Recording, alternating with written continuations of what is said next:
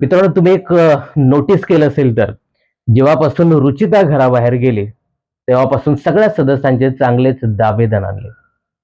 प्रत्येक जण आता गेम खेळायच्या तयारीत आहे, रिस्क घ्यायची नाही असं एकंदरीत पाहायला मिळतंय. आणि प्रत्येक जण आहे ना, आपल्या ग्रुपकडे आपल्याकडे जास्तीत जास्त सदस्य कसे येतील याच्याकडे फोकस गेले 2 दिवस पाहायला मिळतोय. विशेष करून हे जे काही वाईल्ड कार्ड सदस्य आहेत ना, त्यांना आपल्याकडे कसं खेचून आणायचं, तो आपल्याकडे कसा आला पाहिजे याच्यावरतीच गेल्या 2 दिवस चर्चा रंगत होती. आणि हे आपल्याला प्रत्यक्षपणे दाखवलं. म्हणजे इकडे काटा टीम आहे, त्यांना वाटतं की रेवा संस्कृती आपल्याकडे यावीत. तसा त्यांनी प्रयत्न देखील सुरू केला.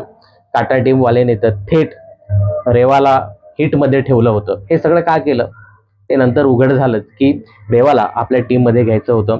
त्यानंतर एकंदरीत असं दिसतंय, ज्या पद्धतीने विशालने जे काही संकेतला हिटमध्ये ठेवलं होतं, तर विशालचा देखील असाच प्रयत्न होता की संकेत आपल्याकडे यावा. संस्कृतीलाही हे लोक म्हणजे दोन्ही टीम मध्ये, आता विशालच्या टीम मध्ये तर कोणी नाही, तो एकटाच राहतो, परंतु अनालिसिस वाले दोघे जण विशालच्या बाजूने असतात. त्यामुळे अनालिसिस आणि टोळी ही एक टीम झाली, तर इकडे काटा टीम एक आहे. तर हे दोन्हीकडचे जे लोक आहेत ते वाईल्ड कार्ड वाल्या सदस्यांना आपल्याकडे खेचण्याचा प्रयत्न करतात आणि तो प्रत्यक्षपणे दिसून येतो. पण हे जे वाईल्ड कार्ड आहेत ना, ते वाईल्ड कार्ड कमी आणि रितेश भाऊने सांगितल्याप्रमाणे चाइल्ड कार्ड जास्त वाटतात. तेही प्रयत्न करतायत की मी इकडे जातो, मी तिकडे जातो. रेवाने तर स्पष्टच केलं की मी काटा टीम मधून खेळणार, ते लोक मला सपोर्ट करतायत. म्हणजे जवळपास तिने निश्चितच केलंय. इकडे ससा आहे, ते सांगते की नाही मी कुठे जाणार नाही, मी इंडिव्हिज्युअल खेळणार. तिकडे संकेतने एक फिक्स केलंय आपलं की मला जायचं आहे त्या टीम मध्ये, विशेष करून विशालच्या बरोबर मला खेळायचं आहे, असं त्याचं एकंदरीत स्पष्ट पाहायला मिळतंय. पण या तिघांना हे कळत नाहीये की आपण का इकडे तिकडे जायचं, आपण आपला ग्रुप का करू शकत नाही. म्हणजे मला या लोकांचं हेच कळत नाही. संकेत सांगतो त्या रेवाला की प्राजक्ताशी व्यवस्थित बोल हा, आपण तिकडे जाऊया. संकेत त्या संस्कृतीलाही सांगताना दिसतो. तर इकडे रेवा या लोकांना सांगते की आपण काटामध्ये जाऊया. का तुम्हाला टीम पाहिजेत? अरे तुम्ही सगळं बघून आलात, सगळ्यांच्या विकनेस, सगळ्यांचे स्ट्रॉंग पॉईंट तुम्हाला माहित आहेत. तुम्ही का स्वतःचा ग्रुप तयार करत नाही, का दुसऱ्याकडे तुम्ही फिरता भिका मागत? म्हणून मी मगाशी बोललो आणि त्या दिवशी रितेश भाऊ पण बोलले, हे वाईल्ड कार्ड नाही तर चाइल्ड कार्ड आहे. गरज काय तुम्हाला ग्रुपची? इंडिव्हिज्युअल खेळ दाखवा, नाहीतर स्वतः तिघांचा ग्रुप तयार करा तुम्ही. म्हणजे या तिघांना घेण्यासाठी बिग बॉसच्या घरातील सगळे लोक हापापलेली दिसत आहेत. आणि हे लोक पण मी इकडे जातो तिकडे जातो, तुम्ही इकडे चला तुम्ही तिकडे चला. कशाला? इंडिव्हिज्युअल खेळा ना. तुम्हाला सगळ्यांचे वीक पॉईंट माहित आहेत, सगळ्यांचे स्ट्रॉंग पॉईंट माहित आहेत. म्हणजे काय सांगायचं या वाईल्ड कार्ड कंटेस्टंटला. मित्रांनो, आज ना नॉमिनेशन जबरदस्त पार पडले यार. म्हणजे प्राजक्ताला अनएक्सेप्टेड होते की यार मी एवढा प्रयत्न केला सेफ होण्याचा, पण मी सेफच झाली नाही. सागरच्या मनात अगदी उपळ्या फुटत असतील यार. सतत प्राजक्ताला सांगत होतो दाब दाब दाब, शेवटी दाबलाच आणि माझ्या बाजूने आला. आता हे जे काही राखी आणि रेवाने हे सगळं केलं, हे माहिती नाही त्यांना दिसलं की नाही ते, पण इथे स्पष्ट असं होतं की प्राजक्ताला दाबायचं होतं. सागरकडनं असा उगाच हात पडला गेला, त्याचा असं काही हेतू नव्हता. पण या दोघीने हेच पकडलं की सागरने वाजवलं आणि सागर बिचारा सेफ झाला. आणि ज्या पद्धतीने प्राजक्ता ओक्साबोक्शी रडत होती ना, अरे यार मला नॉमिनेशनची काही पडली नव्हती, मला ते आईचं पत्र वाचायचं होतं.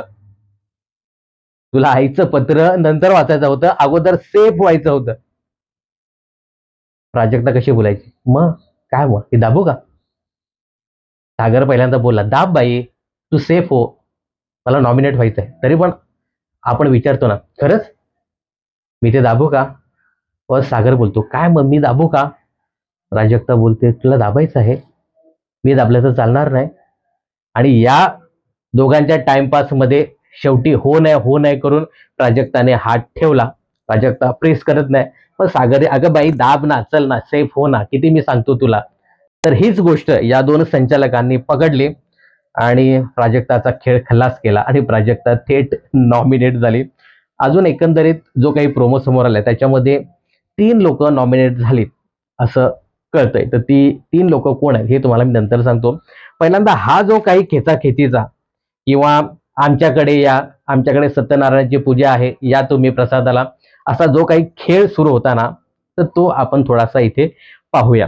मित्रांनो, कालचा दिवस संपला रविवारचा आणि इकडे कुठेतरी टाटा टीमने गेम केला होता.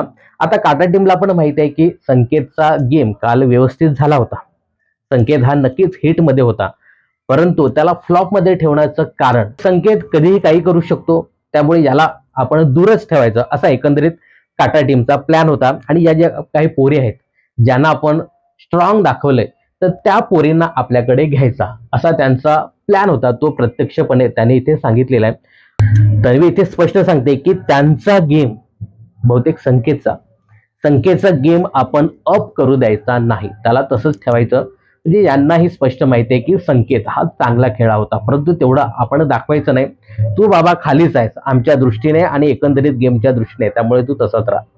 पण एक तुम्ही नोटीस केलं असेल की आज प्रत्यक्षपणे असं एकंदरीत पाहायला मिळते की आरबी आणि तन्वी आहेत ना, हे लोक कुठेतरी आपले जे मुद्दे आहेत ते दोघांमध्ये ठेवण्याचा प्रयत्न करतायत. आता तन्वी देखील त्या प्रभूला जास्त भाव देताना दिसत नाही.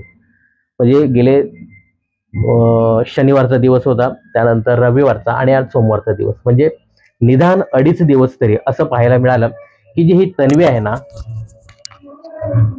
ना, ही तन्वी प्रभूला जास्त घेऊन फिरताना, काय म्हणा आपण, प्रभूच्या बरोबर उठता बसताना दिसत नाही. एकंदरीत आरबी आणि तन्वीने आपला एक वेगळा गेम खेळायला सुरुवात केली. आणि इथे राकेश आणि तन्वी बोलतात देखील की आपणच काही गोष्टी, ज्या मेन गोष्टी आहेत ना, त्या आपण दोघांनीच डिस्कस करायच्या. आणि हे जेव्हा ते लिव्हिंग एरियामध्ये नाही, बहुतेक बेडरूम एरियामध्ये डिस्कस करत असताना इथे दीपाली येते आणि हे लोक लगेच निघून जातात. तो बाथरूम मध्ये जातो आरबी आणि ही कुठेतरी दुसऱ्या एरियामध्ये जाते, असा काहीसा प्रकार पाहायला मिळाला. त्यानंतर तन्वी ही दीपालीला सांगताना दिसते की तू तिकडे जातेस विशालकडे, पण तिकडे जेव्हा जातेस ना, तिकडे काय बोलतेस, तुमचं काय बोलणं होतं हे आम्हाला सांग. तर तिथे दीपाली सांगते की नक्कीच ते मी सांगणारच आहे, परंतु ज्या पद्धतीने हा जो आरबी आहे ना, हा गेला पूर्ण आठवडा जो काही राखी करत होता ते मला अजिबात आवडलेलं नाहीये. इकडे दीपाली आणि तन्वी आरबी बद्दलच बोलतात, राखी बद्दलच त्यांचं डिस्कशन सुरू आहे. तिकडे आरबी गेला आणि ज्या पद्धतीने तू काय करतेस, तू असं का करतेस, आणि मग राखी सांगते की नाही मी आता ब्रेकअप. आरबी बोलतो ब्रेकअप, आपलं कधी जमलेलं नाही. नाही, राखी बोलते माझ्याकडनं ब्रेकअप, आता आपला काही तसा काही संबंध नाही, असं त्यांचं डिस्कशन सुरू असतं. म्हणजे आरबी आणि राखीचं इकडे हे दोघं याच विषयावरती बोलत असतात. म्हणजे एकंदरीत दीपालीचा झुकाव जो आहे तो आरबीकडे जास्त आहे. म्हणजे मी असं त्यांचं वेगळं नातं लावत नाही, ते भाऊ बहीणच आहे, परंतु आरबीच्या खेळाकडे तिचं जास्त लक्ष आहे. म्हणजे स्वतःच्या खेळाकडे कमी, आरबीच्या खेळाकडे तिचं जास्त लक्ष आहे. आरबी जर वेगळा खेळत असेल तर मला सुद्धा काहीतरी करावं लागतं, असं एकंदरीत आरबीच्या बद्दल दीपालीचं मत आहे. आणि मित्रांनो, एक मान्य करावंच लागेल, दीपाली जरी टाटा टीम मध्ये असली ना, तरी ती सगळ्याकडे जाऊन येत असते, सगळ्याकडे. म्हणजे कुठे कुठे व्यवस्थित जागा आहेत आपल्यासाठी, जर इथे झालं नाही तर दुसऱ्याकडे कुठे आपल्याला चान्सेस आहेत का, हे सुद्धा ती नेहमीच पडताळून पाहताना दिसते. दोन्ही तगडावर पाय ठेवून सध्या खेळण्याचा प्रयत्न करते. आणि काय गुढी गुढी गुलाबी हा दीपालीच्या एक गेमचा पॅटर्न झाला असं सांगायला हरकत नाही. त्यानंतर प्राजक्ता, म्हणजे मी मगाशी सांगितलं ना की हे लोक जे आहेत ना, टाटा असेल, अनालिसिस असेल किंवा तो विशाल असेल, हे लोक गेले 2-3 दिवस फक्त एकच चर्चा करताना दिसत आहेत की ही जी लोक आहेत वाईल्ड कार्डवाली, ही आपल्याकडे कशी येतील, तिकडे जाऊ नये यासाठी आपण काय केलं पाहिजे, याच गोष्टी करताना दिसत होते. कारण बिग बॉसने गेले 3 दिवस कुठल्याही प्रकारचा टास्क दिला नाही. म्हणजे शूटिंग झाली शुक्रवारी, भाऊच्या धक्क्याची 2 दिवसाची शूटिंग शुक्रवारी होते, शनिवार आणि रविवार यांचा असाच गेला. आणि सोमवारी या लोकांना संध्याकाळी 5 वाजता टास्क दिला. त्यामुळे करणार काय, या नॉमिनेशनचा डिस्कस करा, ही लोक आपल्याकडे कशी येतील किंवा ती लोक त्यांच्यातनं कशी बाहेर काढायची, हा त्यांचा प्लॅन सुरू होता. तर प्राजक्ता इथे सांगताना दिसते की ज्या दोन पोरी आहेत ना, त्या दोन पोरींना टाटा टीमकडे जाऊ द्यायचं नाही. आणि त्यानंतर राकेश इकडे सांगताना दिसतोय की बघा, तो संकेत तुझा चांगला मित्र आहे, त्यामुळे संकेतला काही झालं तरी तू त्या विशालकडे जाऊ देऊ नकोस. तर राखी सांगते की मी त्याला पाठवतच नाही, पण तुझी ती सटवाईन आहे ना, मैत्रीण, तुझी ती लाडाची लाडकी प्राजक्ता, ती घेऊन जाते त्याला तिकडे बसवते आणि त्याला काय काय अशी भरवत असते. इकडे आरबी सांगतो ती, अगं ती तर एकदम मंद आहे, तिला गेम पण खेळता येत नाही, आणि काय ती काही नाही त्याला तिकडे. राखी सांगते की तू एवढं मंद समजू नकोस, सगळ्याकडे ती फिरून येते, सगळ्याच सगळं बघून सगळं ऐकून येते, तू एवढा मंदपणा तिच्या बाबत करू नकोस. आरबीने आहे ना एक ठरवून ठेवलंय की ही अशीच आहे, ही मंदच आहे, हिला गेम काय कळत नाही, असं एकंदरीत आरबीने मत केलंय. आणि बघा आरबी नंतर बोलतो सुद्धा की काय ग, माझ्या बऱ्याचशा गोष्टी जाऊन तू तिकडे सांगतेस. हा, मग प्राजक्ता बरोबर बोलली की मी करणार ना. म्हणजे नेमकं काय सुरू आहे, विशाल माझ्याबद्दल काय बोलतो, सागर माझ्याबद्दल काय बोलतो, हा माझ्याबद्दल काय बोलतो, मी बोलेन. आणि मला हे सगळं ऐकून घ्यायचं असतं, माझा हा गेम आहे. यावरती आरबी सांगतो की तुझा हा जो गेम आहे ना, हुसका गेम, म्हणून मी तुला नॉमिनेट करतो. प्राजक्ता बोलते की तो तुझा प्रश्न आहे, तू मला डे वन पासून असंच करतो. प्राजक्ता थोडीशी रागावलेली आहे आरबीवरती. आता या दोघांचं इकडे कन्व्हर्सेशन पाहायला मिळतंय. इकडे विशाल अगदी व्यवस्थित टिप्पणी करतो प्राजक्तावरती की प्राजक्ता ही सॉफ्ट टार्गेट ठरले. प्राजक्ताला सतत आरबी काही ना काही बोलत असतो. काय गरज काय तिला तिकडे जाऊन सगळं बोलायची त्याच्याबद्दल किंवा त्याच्याबरोबर बोलायची, आपल्याबरोबर बसतेस बस ना, तिकडे काय जायची गरज आहे. तर मला ही गोष्ट पण विशालची करेक्ट वाटली की प्रत्येक वेळी तो जो आरबी आहे तो तुला टार्गेट करतो, तुझ्या गेम बद्दल बोलतो. आरबी असा व्यक्ती आहे की जेव्हा प्राजक्ताने डील दिली होती की बाबा तू तिकडे खेळू नकोस काट्यामध्ये, तू ये इकडे, आपण काहीतरी आपलं खेळूया, तेव्हा आरबी आला नाही.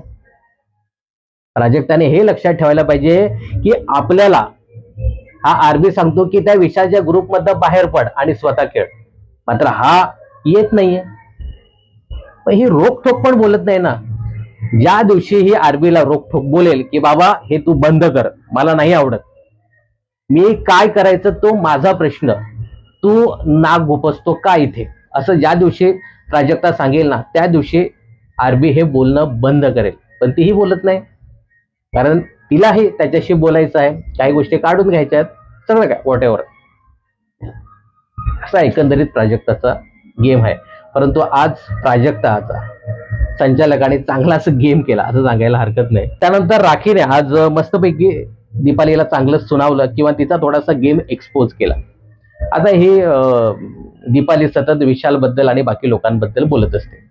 राखी बोलली की तो वन मॅन शो आहे, रुचिता गेली तरी तो स्वतः चांगला खेळ खेळू शकतो असा तो आहे, तू तुझं बघ. राखी बोलते तू तुझं बघ, तू 10 ठिकाणी तोंड मारत फिरते, 10 ठिकाणी तू शाळा जशी पोरं बदलतात ना तशी शाळा बदलतेस तू, त्यामुळे तुझ्या गेमकडे तू लक्ष दे. विशालचं सांगू नको, तो एकटा समर्थ आहे, ऐका नाही. मित्रांनो, रेवा कुठेतरी टाटा टीम मध्ये चालले हे जेव्हा विशालने बघितलं, आता ही जी आलेली पाखरं आहे ती आपल्याकडेच आली पाहिजे असं म्हणून विशालचा चांगलाच डोळा आहे आणि तो प्रयत्नही करताना दिसतोय. विशाल हा मास्टर माइंड आहे, पण मला हे कळत नाही या मास्टर माइंडच्या टोळीतनं एक एक लोक निसटत चालले. हा मास्टर माइंड काय कामाचं मग? ठीक आहे, विशाल नवीन सदस्यांना आपल्याकडे आणण्यासाठी फुल प्लॅनिंग करताना दिसतोय. एकतर त्याने मस्तपैकी त्या संकेतला आपल्याकडे ठेवलंय, जे काही हिट देऊन संकेत बऱ्यापैकी विशाला सपोर्ट करताना दिसतोय. पण नॉमिनेशन मध्ये आता काय होतं हे पाहावं लागेल. त्यानंतर विशालने बघितलं की ही जी रेवा आहे ना, ही रेवा पलटू शकते. रेवाला आपण थोडस बोलवून थोडस तिच्या मनात काहीतरी भरूया, त्या पद्धतीने विशालने मस्तपैकी रेवाला समजवलं आणि रेवा थोडी समजतानाही दिसली. विशाल असं रेवाला सांगताना दिसतोय की बघ, तू ग्रुप करतेस, ग्रुपमध्ये तुला जायचं आहे, चांगली गोष्ट आहे, पण सध्या आहे ना आपली प्रायोरिटी काय आहे ते बघायला पाहिजे. स्वतःची प्रायोरिटी ठरव, तू कोण आहे तुझी प्रायोरिटी, आणि त्यानुसार तू ग्रुप बघ तुला कुठल्या ग्रुपमध्ये जायचं आहे. उदाहरणासहित मस्तपैकी त्या विशालने समजवलं. प्राजक्ताची प्रायोरिटी कोण आहे, तो बोलतो सागर. सागरची प्रायोरिटी कोण आहे, तर प्राजक्ता. त्यानंतर त्याने सांगितलं आरबीची प्रायोरिटी कोण आहे, आरबीची. तो बोलतो आरबीची प्रायोरिटी आहे तन्वी. बरोबर. तन्वीची प्रायोरिटी कोण आहे, तो बोलतो छोटू. दीपाली कोणाची प्रायोरिटी आहे, तो बोलतो आरबीची. दीपालीची प्रायोरिटी कोण आहे, कोणीच नाही. दीपाली अशीच आहे, दीपालीला कळत नाही की आपली प्रायोरिटी कोण आहे. छोटूची प्रायोरिटी तरी तन्वी आहे, तन्वीची प्रायोरिटी छोटू आहे. म्हणजे यांच्यामध्ये चांगली बॉन्डिंग आहे, हे एकमेकाला साथ देऊ शकतात. परंतु दीपालीचं तसं नाही आहे. दीपालीची प्रायोरिटी कोणीच नाही आहे. तसं तू अगोदर प्रायोरिटी कर. आणि आमच्याकडे काय मोकाट आहे, तुला जेव्हा यायचं असेल तेव्हा तू ये. विशाला सांगायचं आहे आम्ही तर मोकाटच आहोत, तुला जर आमच्या ग्रुपमध्ये यायचं असेल तर येऊ शकते तू, अजून 2 जागा खाली आहेत. विशाल सांगतो तुला यायचं असेल तर ये, पण बघ प्रायोरिटी ठेवतो. तर एकंदरीत विशालने जे काही समजवलं ते योग्यच होतं. पण आता रेवाची रेवा आहे, रेवा थेट हे सगळं दीपालीला जाऊन सांगते की बघ असं असं तू मला सांगत होता, तुझी प्रायोरिटी कोण आहे, याची प्रायोरिटी कोण आहे. दीपालीची प्रायोरिटी कोणीच नाही आहे. दीपाली सांगते अरे हो, पण आरबी आहे ना, आरबी माझ्यासाठी खेळेल. आरबीची प्रायोरिटी मी आहे, माझी प्रायोरिटी आरबी आहे. पण आता दीपालीला काय माहिती आहे की आरबीची प्रायोरिटी तन्वी आहे. मित्रांनो, दीपालीने आंधळा विश्वास त्या आरबीवरती ठेवलाय. आणि आरबी आणि तन्वी हे एका दिवशी चांगलेच डच्चू देतील ना दीपालीला, तेव्हा तिचे डोळे उघडतील. पण मला असं वाटत नाही की दीपालीचे डोळे उघडतील, कारण दीपाली देखील तेच करते. सगळीकडे जाऊन बघत असते, टोच मारत असते, कुठं आपल्याला काही मिळतंय का. असा दीपालीचा गेम आहे. सगळ्यांशी मस्तपैकी गुढी गुलाबीने वागायचं, असं एकंदरीत तिचं सुरू आहे. त्यानंतर इकडे बघा, प्राजक्ता त्या रेवाला सांगते बाई चुकलं ग, माझं चुकलं, तुला मी फ्लॉप मध्ये टाकलं, काय करू मी माझं, मी तुला फ्लॉप मध्ये टाकलं नाही ग, मला तेव्हा कळालंच नाही. तेव्हा सांगते यार तुझ्यावर मी किती विश्वास ठेवला होता आणि तू मला फ्लॉप मध्ये टाकलंस. इकडे प्राजक्ता भैया माझ्याकडे ये ग, म्हणजे काय काय मी सॉरी बोलते, मी असं करते, मी तसं करते, बाई मी तुला डोक्यावर बसवते, पण रेवा तू माझ्याकडे ये, आमच्या ग्रुपमध्ये ये. म्हणजे एकंदरीत मी तुम्हाला सांगतो ना मित्रांनो, की जेव्हापासून रुचिता गेली, एक स्ट्रॉंग कंटेस्टंट घराबाहेर गेले, त्यानंतर या सगळ्यांचे चांगले धाबेदर आणले की आता आपल्याकडे नंबर्स पाहिजेत, आपल्याकडे लोक पाहिजेत. अरे ती रुचिता पण ग्रुपमध्येच खेळत होती, त्यांना ग्रुपची काय पडले ना मला तेच कळत नाही. इंडिव्हिज्युअल खेळा ना, तुम्ही इंडिव्हिज्युअल खेळा तर तुम्हाला जे चांगला गेम दाखवला तर तुम्हाला कोणीच काढू शकत नाही. किती तुम्ही शेवटपर्यंत एकटे खेळा तरी तुम्हाला कोणीच काढू शकत नाही. गरज काय या लोकांना ग्रुपची आहे ना तेच मला कळत नाही. इकडे अनुश्री संकेतला काय वाटतं मग, संकेत कसं काय चाललंय तुमचं, बरं आहे ना, सगळं व्यवस्थित आहे ना, काय वाटतं तुम्हाला, तुम्ही कुठे आहात, कुठल्या ग्रुपमध्ये आहात. संकेत बोलतो की नाही मी सध्या तरी इंडिव्हिज्युअल आहे, विशाल मला थोडासा चांगला वाटतो. अनुश्री बोलते एक सांगू का, मला राग येत नसेल एक सांगू का, टाटा टीम आपण थोडीशी ढिली करायची का. संकेत बोलतो ढिली काय करायची, एक तर डायरेक्ट थेट घराबाहेर सदस्यांना काढायचं, ढिल्ल काय करायचं त्याच्यात, ढिल्ला बिल्ला काय नाही, थेट धक्का देऊन घराबाहेर काढायचं. अनुषी सांगते अरे बाबा मी तेच सांगते ना, म्हणजे धक्के देऊनच यांना काढायचं. संकेत संकेत आहेत. म्हणजे मगाशी मी सांगितलं ना की या लोकांचं फिरून फिरून तेच, आपण ग्रुप कसे तयार करायचे, आपण एकत्र कसं खेळायचं.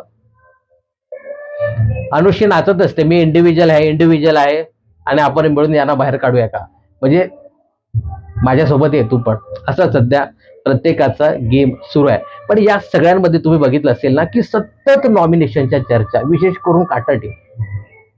मग काय वाटतं कोणाला काढायचं, काय वाटतं मग, तुझी 2 नावं काय आहेत, काय वाटतं मग याला काढूया का, काय वाटतं मग. काय वाटतं मग?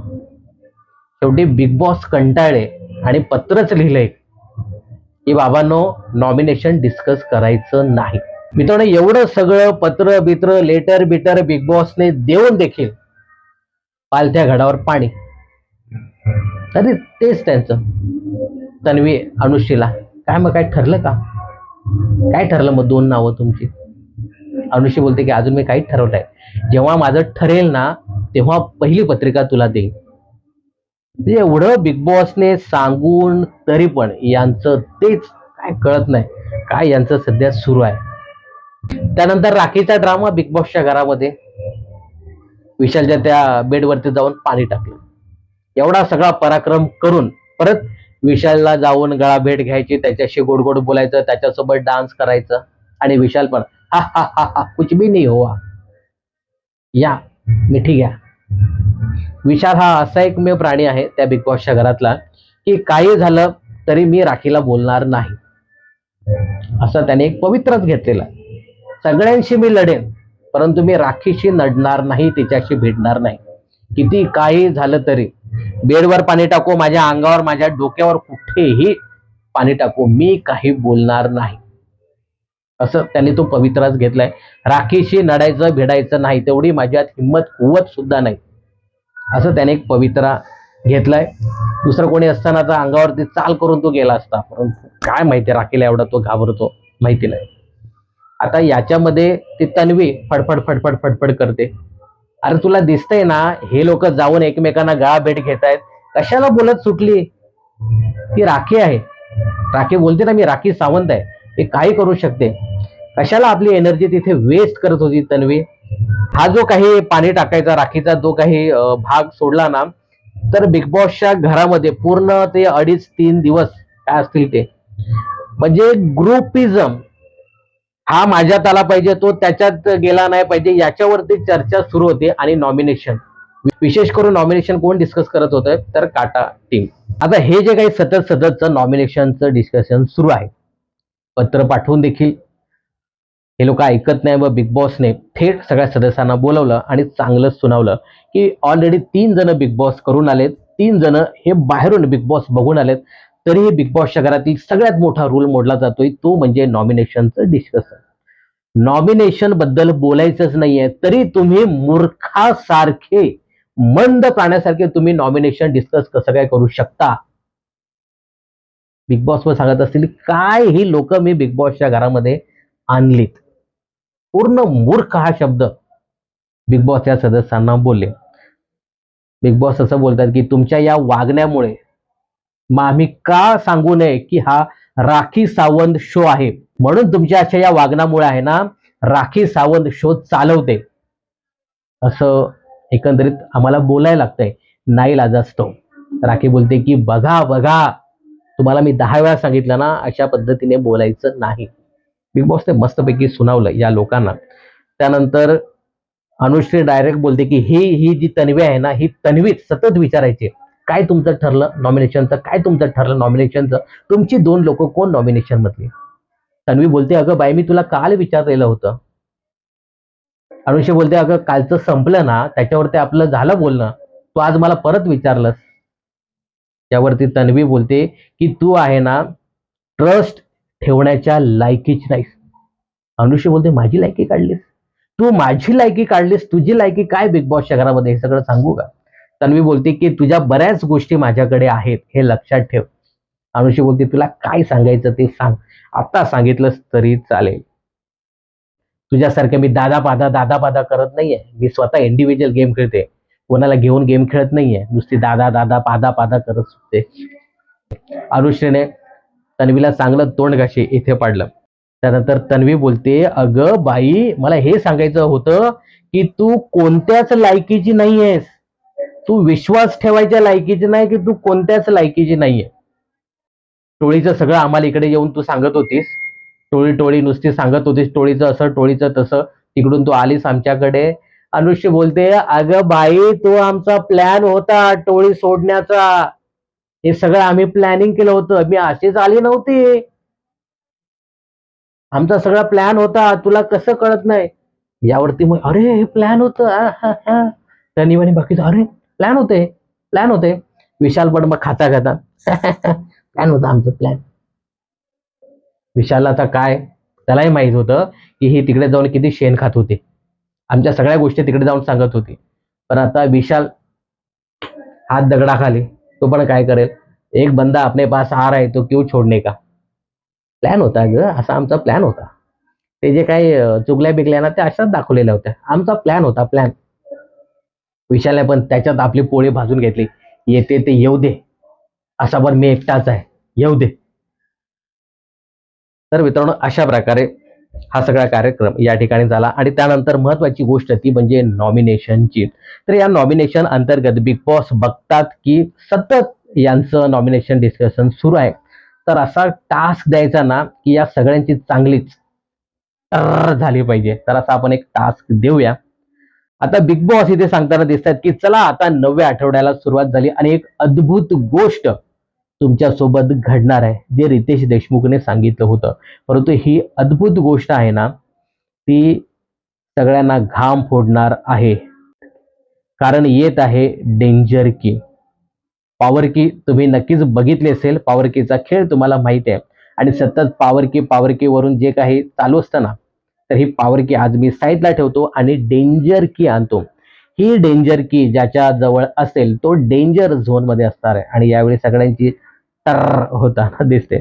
तर बिग बॉस बोलतात की सतत तुम्ही नॉमिनेशनच्या गोष्टी करताय ना, तर असा नॉमिनेशन टास्क देतो ना की सगळ्यांची चांगली जिरली पाहिजे, जे काही नॉमिनेशनच्या गोष्टी करतायत. तर हा टास्क खरंच खूप छान होता. बिग बॉस सदस्यांची पत्र देणार आहेत आणि त्या पत्रा अंतर्गत सदस्याची जोडी बोलवणार आहेत आणि त्या सदस्याला ते माझ्यासाठी पत्र किती उपयोगी आहे असं म्हणून सांगायचं आहे आणि समोरच्या सदस्याला रिक्वेस्ट करायची की माझं पत्र तू फाडू नकोस, मला तू नॉमिनेट करू नकोस. तर असा खूप छान टास्क होता. तर या टास्क होता म्हणजे असा खूप छान टास्क आहे आणि या टास्क अंतर्गत मित्रांनो या लोकांना अजून माहिती नाहीये, पण अशा जोड्या तयार केल्यात की त्यांच्यामध्ये हा टास्क होणार आहे. याच्यामध्ये तन्वी आणि प्रभूची जोडी आहे, सागर प्राजक्ताची जोडी आहे, विशाल संकेतची जोडी आहे, अनुश्री संस्कृतीची आणि दीपाली आणि राकेश यांची जोडी असणार आहे. आता या लोकांना माहिती नाहीये की आपल्या जोड्या कशा पद्धतीने येतील. पहिली जोडी येते ती म्हणजे सागर आणि प्राजक्ता. सागर एकदम शॉक होतो, यार माझी कशी काही जोडी आहे, आता मी माझ्या या बहिणीचं पत्र कसं फाडणार.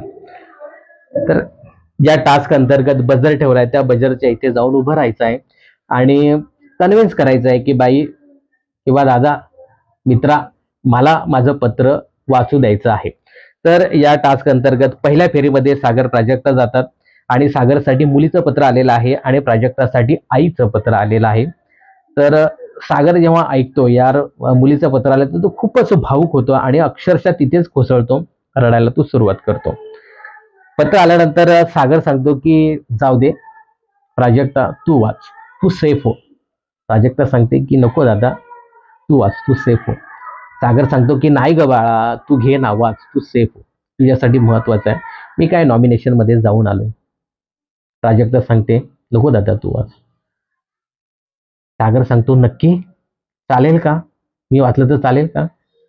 प्राजक्ता तिथे स्तब्ध होते, त्या बोलत नाही. तो बोलते काय मग वाचू का. अगं वाच ना, पण मला जर एक संधी दिली असतीस तर बरं झालं असतं. कारण मी नुकताच नॉमिनेशन मध्ये जाऊन आलो होतो, शेवटी बॉटमला मीच होतो. तू चांगल्या चांगल्या ठिकाणी सेफ झाली होतीस, त्यामुळे माझे चान्सेस थोडेसे जास्त आहेत.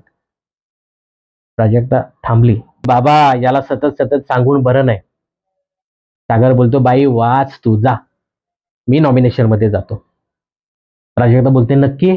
हो बाई नक्की, मग ठेवू हात. ठेव ग. प्राजक्ता असा हात ठेवते, दाबत तर नाहीये पजर. मग सागर टुमकन चला वाजवा. आता हे झाल्यानंतर या ज्या दोन संचालक आहेत, इकडे रेवा आणि राखे, अरे अरे त्या सागरने वाजवला. तिकडे रेवा पण अरे अरे सागरने वाजवला. प्राजक्ता सांगते नाही नाही नाही, अरे मी वाजवला ना, तुम्हाला कसं दिसत नाही, मी वाजवला. या सांगतात नाही, पण आम्हाला असं दिसलं की त्या सागरने दाबलंय. अरे पण हात माझा होता ना, त्याने असंच केलं फक्त असंच. ए बाई, अरे मला नका ना नॉमिनेट करू, मला ते वाचायचं होतं, आईचं पत्र वाचायचं होतं. सागरच्या मनातल्या मनात उपळ्या फुटत असतील आनंदाच्या. बरं झालं या, बरं झालं ते नॉमिनेट झाले, मी सेफ झालो, बरं झालं. प्राजक्ता यासाठी रडत होती की आईचं पत्र तर आहेच, पण मी नॉमिनेट झाले. प्राजक्ता या लोकांना शिवाय घालते, अरे तुम्हाला कळत नाही का, माझा हात होता ना त्याने असंच लावलं ना, तुम्हाला कळत कसं नाही, अरे राकेश मंद माणसा तुझ्यामुळे हे सगळं झालं. राकेश बोलतो, अरे माझा काय संबंध इथे, मी तर एका शब्दाने बोललो नव्हतो. राकेश सांगत, हा मी सांगितलेलं होतं राखीला, त्याने वाजवली म्हणून. पण इथे ना प्राजक्ताचा चांगलाच गेम झाला. सागर पहिल्यांदा बोलत होता, नाही ग मी असंच सहज केलेलं ते.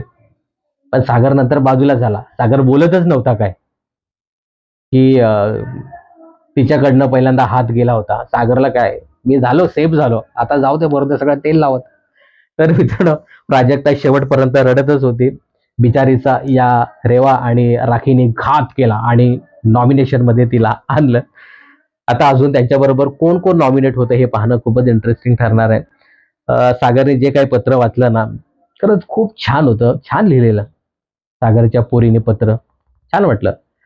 सगळ्यांच्या डोळ्याला पाणी आलं आणि मी देखील थोडासा हळवा झालो. तर मित्रांनो, इकडे प्राजक्ता ही नॉमिनेशन मध्ये आली. प्राजक्ताच्या सोबत रेवा ही नॉमिनेटच आहे.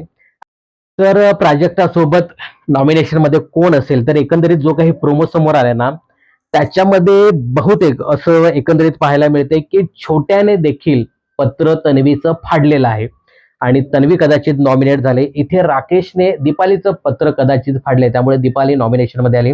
आणि असं एकंदरीत पाहायला मिळते की कुठेतरी विशालने देखील आपल्या त्या संकेतचं पत्र फाडलंय, त्यामुळे संकेत देखील नॉमिनेशन मध्ये आलाय. तर एकंदरीत असं पाहायला मिळतंय. प्राजक्ता सोबत रेवा तर आहेच, पण दीपाली आहे, तन्वी आहे आणि संकेत हे 3 कंटेस्टंट देखील नॉमिनेट झालेत. आता अनुश्रीने प्रचंड रडारड केली, माहिती नाही अनुश्री नॉमिनेट झाली का, आता ते उद्याच्या भागामध्ये पाहायला मिळेल. प्राजक्ता पहिली नॉमिनेट झाली, रेवा या 2 नॉमिनेशन मध्ये आलेत आणि मला असं वाटतं की तन्वी, त्यानंतर दीपाली आणि संकेत हे सदस्य देखील नॉमिनेशन मध्ये आलेत. आता उद्याच्या भागामध्ये कळेल की कोण कोण खऱ्या अर्थाने नॉमिनेट झाले.